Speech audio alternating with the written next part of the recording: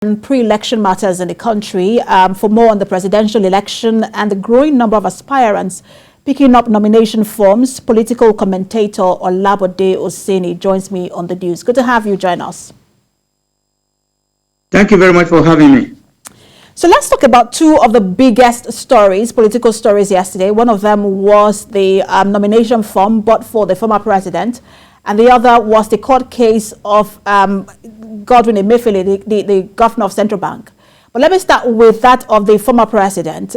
We saw the whole drama that played out where a Fulani group bought him the nomination form of the APC, which he later rejected, calling it an insult. But we're also getting reports that he met with the APC national chairman, Adamu. We don't know how true that is, but we're getting that report. What do you make of all of this? Shenanigan, mockery, stupidity, retardedness, all form of idiocracy, making mockery of governance is all what I've noticed as a political and public affairs commentator.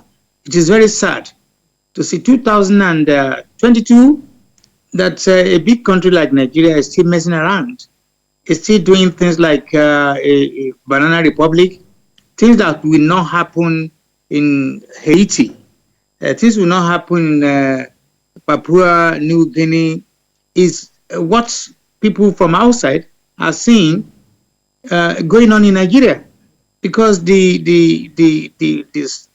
fact of the matter is, I don't know when things has gotten so bad that people that you think they're supposed to be leaders of, I don't know how many of Nigerians are available now, 200 million or whatever, still behaving like a kindergarten, like they're taking election into different elective offices so seriously.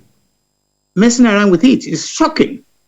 The former president, like we just asked, I think any sensible person in position of former president should have not, in the first place, gotten involved in any kind of this kind of a shenanigan. I don't know what does he want again. And because if he's not interested in any form of shape, whether the Hausa Fulani or the Suya people, they will have not even thought about him wanting to offer him to run again. What does he want? And then the central bank governor. You see, it's not like when you start going out with pigs, where there's muddy place, when they started playing with mud, some of them will splash on. So the guys see like, oh, this is a free-for-all fight, so let me get involved.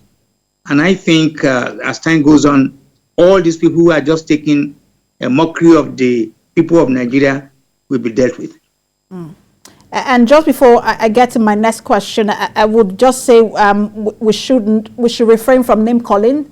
The Suya people, some people might find that derogatory. Just to say that, but let's get back to just to get back to the Fulani. The Fulani is also name calling. The Fulani people that choose to buy. Go on, you are in control. It's more like saying the Igbo people or the Hausa people. I don't think that's derogatory. But let's get back to the issue of the former president. He's been vilified. Even while he was in office, he was vilified by the APC. The APC basically has blamed him and his administration for everything that has gone wrong with Nigeria. Even till this day, we hear the president and members of his cabinet say most of the challenges we face in this country was because of the PDP and especially the administration that handed over to them. If you were to actually run on the platform of the APC, what does that say, first of all, about the APC and then about the former president? Well, again, I'll try to refrain. I'm going to be very more cautious and choose the word I'm going to use. But let me say this to you. The former president was ousted. He was removed by majority of the people say they don't want him again because he has not performed, he's not done a good job. These are reasons why he was removed, or So I find it difficult as a commentator to come to terms to find out that if you were removed sometimes 8 years ago for the reasons you also mentioned, and he wants to come back again. That is only common in third world. That's not common in many other civilized countries. Having said that, I believe that the APC have not done anything that an average Nigerian can be proud of. So it is a case of the kettle, calling the whatever is called black, the pot black. It's also clearly shown that majority of the so-called leaders, politicians, they are yet to learn the act of governance. They don't know what they are doing. That is it. Tell me a Nigerian who can tell me this is what I've gotten the last 8 years from APC governance, or even the last how many years that they've been not enjoying governance.